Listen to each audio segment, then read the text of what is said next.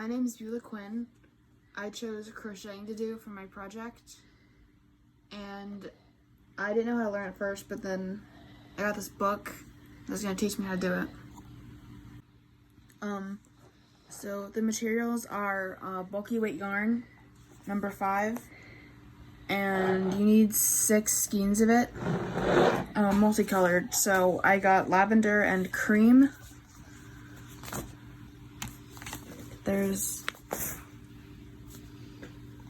And you can see the weights you need. It tells you.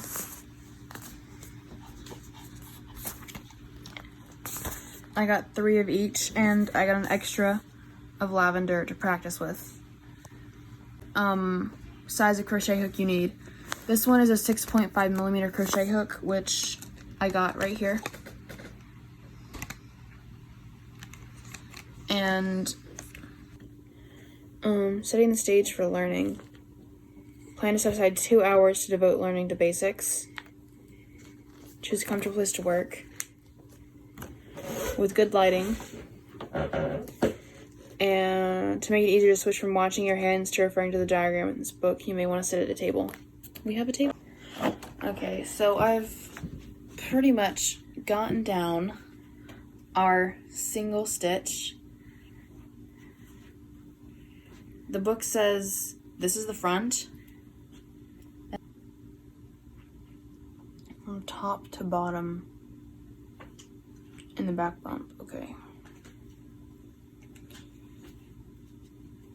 I'm relearning how to crochet because I was doing it completely wrong.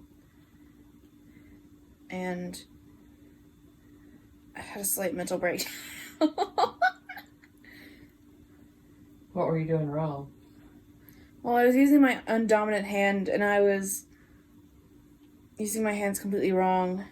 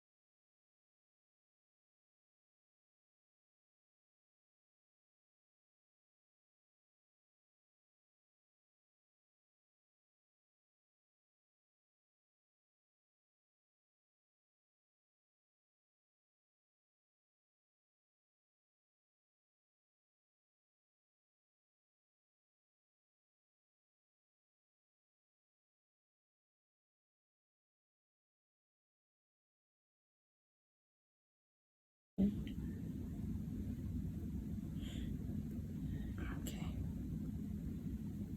And then you're going to go through the next 2. So you're going to do a double one.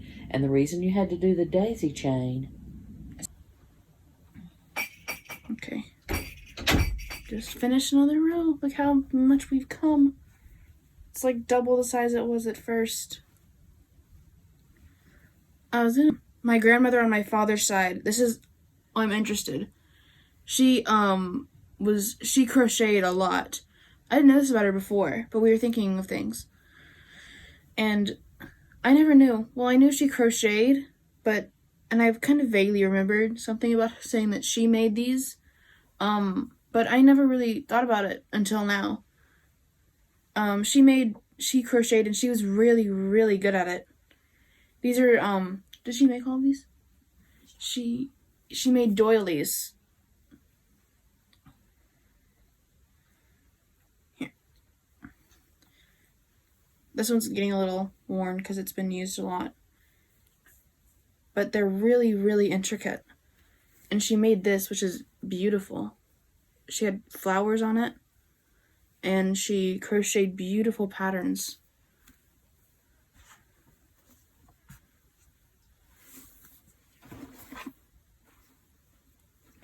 And she made these two.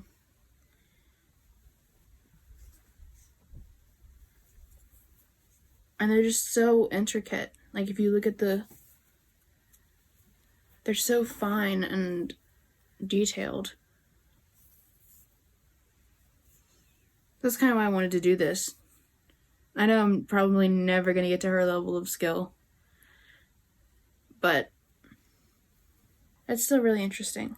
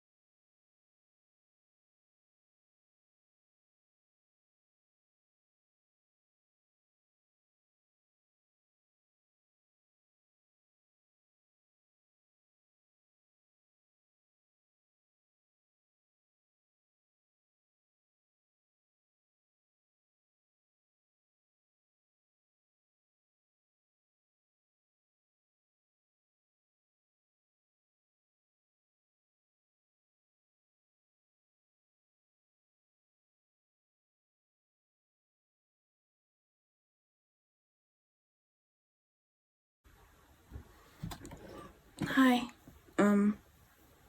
Sorry, I was making a stitch. I made a big boo-boo, sort of. I had no idea I was making it until it was far, far too late. I made an incline, not a straight thing. So we're gonna work through it. We're adapting. I recognize that I made a massive mistake. I didn't realize I was doing this until it was way, way too late. But yeah. We're getting it done. Hey. We just finished our table runner, desk runner, because I'm going to be using it on my desk. But I thought we would film the final cutting and then, well, I'm unwrapping it from my pinky right now. And then we're going to cut it. Can I have the scissors? There in your basket, I think. I just finished my project, a table desk runner. And now we're going to tie it off. I tied off this end already. I went from the middle outward. So I'll show you how to do it on this end. So first you have your last loop, which is this one.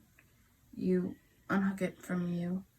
And then you get about 5 or 6, you get like a nice length. And you attempt to chop it.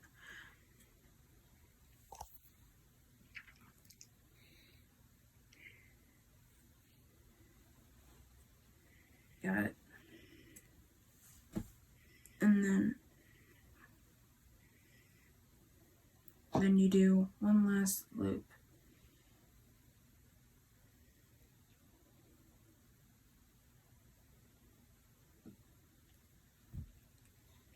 Then you tighten it. And finish.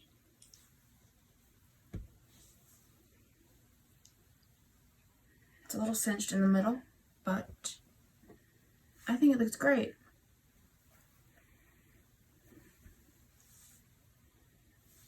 And ready to be used. And it's very soft. Hi, I'm going to be talking about the history of crochet. The history is very fuzzy, and there are a lot of different theories on it because fabric doesn't last through history. It doesn't last over time, so there's only really written evidence and general assumptions and the tools they used. But most people agree on some certain facts, not facts, theories. The original forms are in Asia, tambour in China,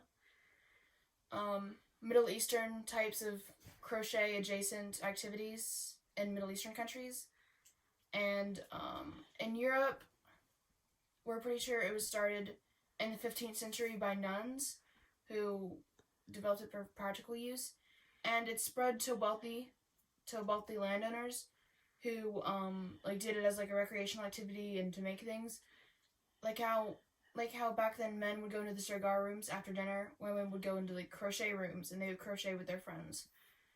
And then it spread throughout Europe into the first real evidence, written evidence of crocheting, is in a Dutch magazine in the 1800s, where they talked about different crochet techniques. It also made its way to Ireland during the Irish potato famine because potato farmers couldn't farm potatoes anymore because there were no potatoes. So they made their living by crocheting. The whole family would just crochet, and that's actually how it got to America. Irish immigrants who were fleeing from the potato famine, they immigrated to the U.S. and they brought crocheting with them to America. And so from there on, crocheting kind of spread through America, and then it just developed from there until it is today.